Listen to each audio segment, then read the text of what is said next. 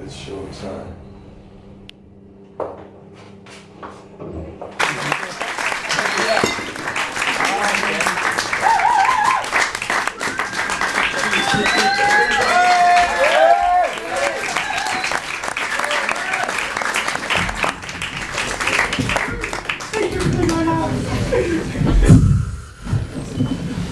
All right then, it's showtime. Okay, ladies and gentlemen, your pilot tonight is going to be named Nelson. I am your pilot tonight. Stand-up comedy is a bit like flying a plane.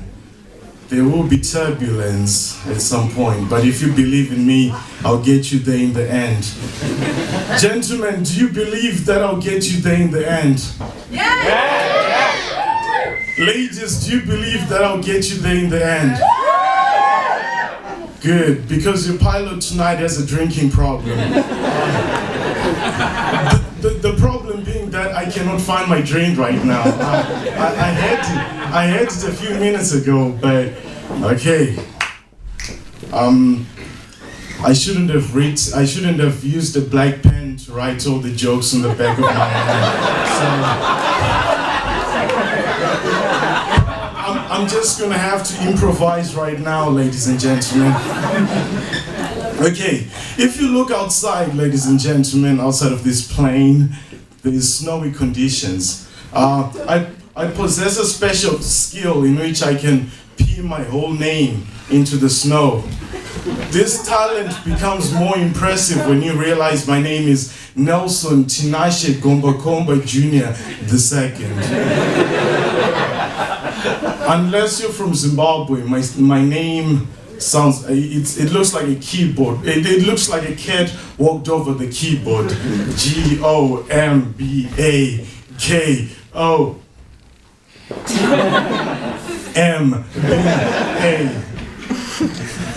Oh God, they just want to get me drunk. Okay, so I work in a bar. I'm also very pessimistic, which is a bad characteristic to have when you work in a bar. Because when I collect the glasses, I always get into arguments with the customers. They say the glass is half full, I say the glass is half empty.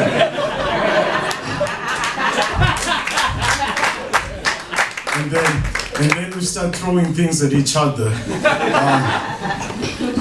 Okay. I'm originally from Zimbabwe, ladies and gentlemen.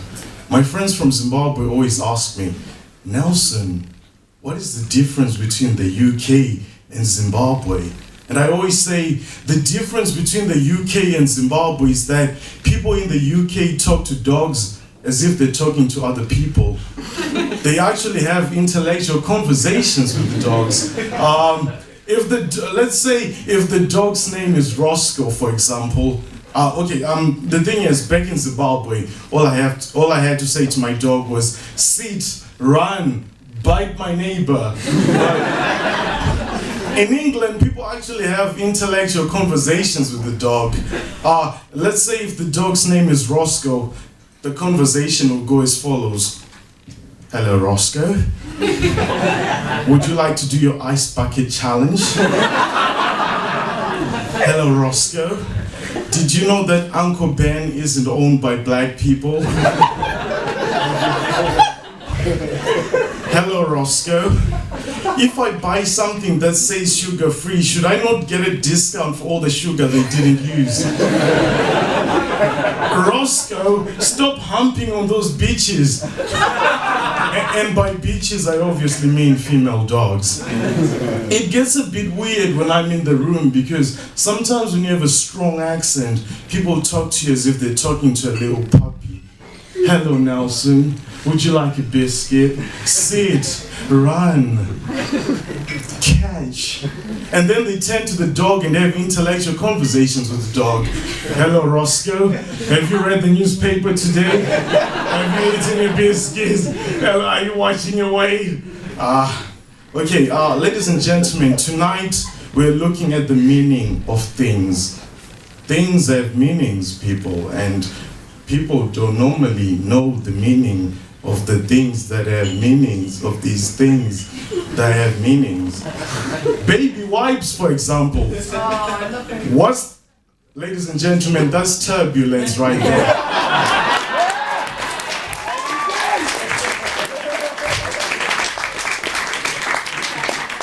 I told you this is like flying a plane. There's gonna be turbulence, but if you believe in me, we'll get you there in the end. So what's the deal with baby wipes, huh? I thought about this question and I discovered they're called baby wipes because you use them to wipe the babies off your face, your breasts, your lower backside, your stomach, after a good humping.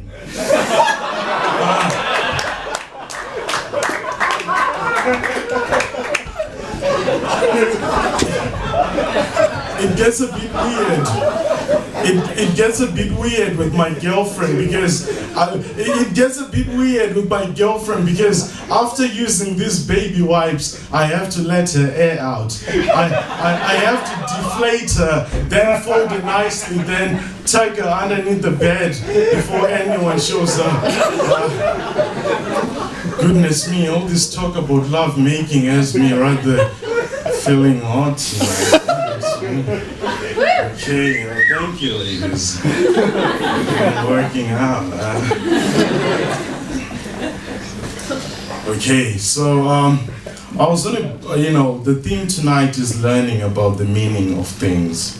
I was on a bus to Birmingham recently, and there was this black family, then there was this white guy who sat behind this black family. So the stop came for the black family, to leave the bus, to disembark. And, the white guy was sitting behind them. But then the thing is, the black family forgot something, a bag of bananas. The white guy picked up this bag, but before he could do anything, everyone in the bus started looking at him. Like, what makes you think those bananas belong to you? He was like, I'm pretty sure these bananas belong to them. Like, he started having one of those internal monologues.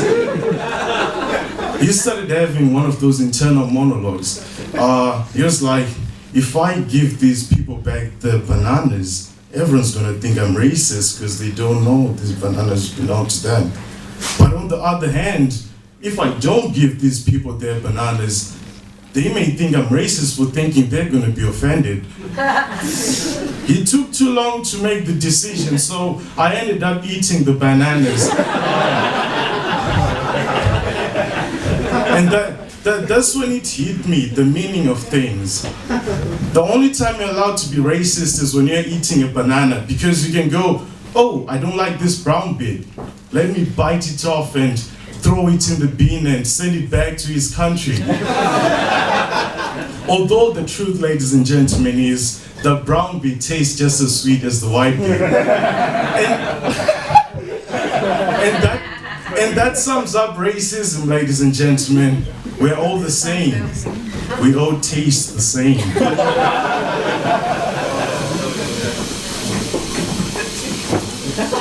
So I was on a bus in Birmingham, right? Later on that bus, an Arab guy walked into the bus. An Arab guy, oh, things just got interesting. So his stop came, this Arab guy, and he left, but he was leaving the bus, but he forgot one thing. He forgot his backpack. Ooh, I bet I have your attention right now. The white gentleman saw this and he was like, geez, there's a backpack over here that's been left by an Arab guy. Everyone started looking at him and he started having one of those internal monologues. He was like, the last time someone forgot something on this bus, everyone started thinking I was racist. But if we don't get rid of this backpack, something bad might happen. It took too long to make the decision, ladies and gentlemen, and so the bus left. And there was just this backpack sitting there. And there was suspense. People were looking at this backpack like, geez, what's gonna happen? Every bump the bus got onto, every turn, people were like, oh God, shaky. People praying, texting their families, oh, I'm sorry, I've been a bad person, I love you, this might be the last journey. Tick, tock. Tick, tock. Tick, tock. Tick. Nothing happened in the end, ladies and gentlemen. Nothing happened. But then I learned two very important lessons on that day. The first lesson being that stereotypes are harmful. They're more harmful to the people who make these stereotypes than the people to whom the stereotypes are made. And the second and most important lesson is that don't use public transport, ladies and gentlemen. People tend to forget a lot of things on there. It gets a bit messy. Tonight I'm going to try out a new segment called Reading the News with Uncle Nelson. This is a segment in which I literally read the news to you. Okay, so bear with me 1 second. We're going to use a reliable source of information, the Daily Mail.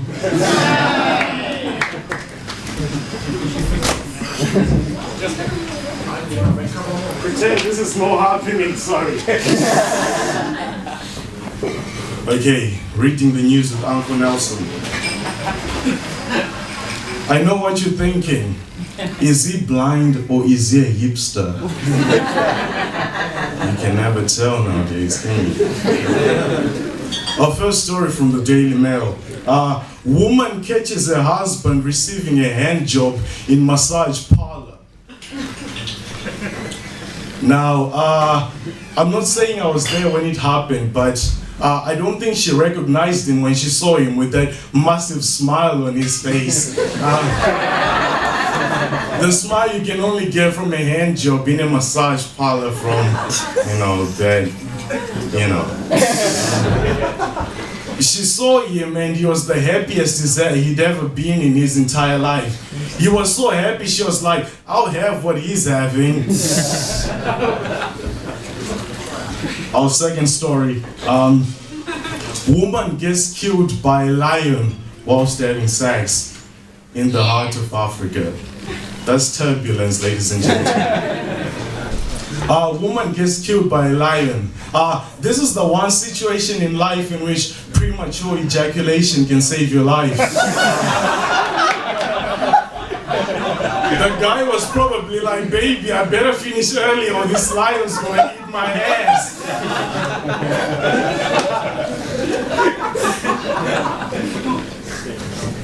Our third story tonight, ladies and gentlemen, is a man gets penis cut off twice by wife. Now, you'd think after the first time he'd take a hint, but you know what they say? Cut my penis off once, shame on you.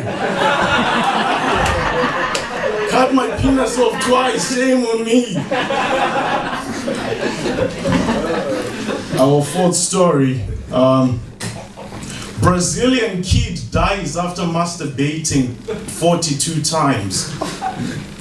Now the worst friend of the year award goes to the guy who was in the same room keeping count.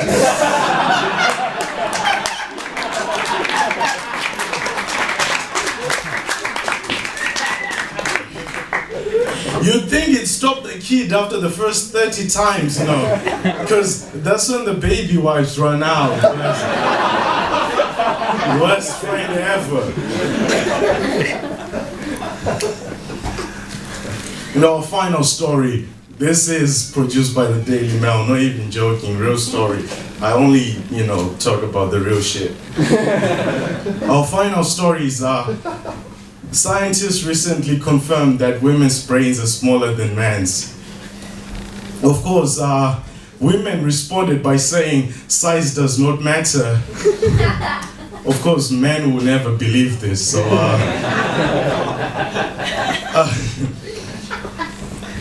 and for the final bit, ladies and gentlemen, my friends in Africa always ask me, Nelson, what's the difference between the UK and Zimbabwe? And I always say the difference between the UK and Zimbabwe is that people in the UK talk to cats as if they're talking to people. They actually have intellectual conversations with the cat. Back in Africa, all I had to say, oh sorry, jeez. Switch. Hello, okay. Back in Africa, all I had to say to my cat was sit, run, bite my neighbor. It could actually bite my neighbor because back in Africa, my cat was a lion. Over here in England, people actually have intellectual conversations with the cat. If let's say if the cat's name is Mr. Wiggles, the conversation will go as follows. Hello, Mr. Wiggles. Would you like to make a YouTube video? Hello, Mr. Wiggles. So, what's the deal with decaf coffee? That's like coffee with condoms on. Hello, Mr. Wiggles. Stop playing with those other pussies. And by other pussies, I obviously mean cats, not. Okay. It gets very weird when I'm in the room because when you have a strong accent, people talk to you as if they're talking to a cat. Nelson, you're so damn cute. Come, let me play with you. Nelson, let me rub your belly. Oops, something just poked me. Nelson, stop playing with those other pussies. And by other pussies, I obviously mean, you know. Okay. I told you if you trust in me, we'll get you there in the end, ladies and gentlemen. And if you look outside, we're about to make a landing. It's been a pleasure. Power to the people.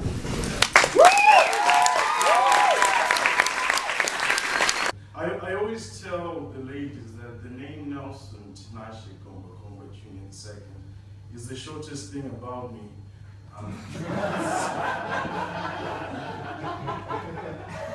It never gets old.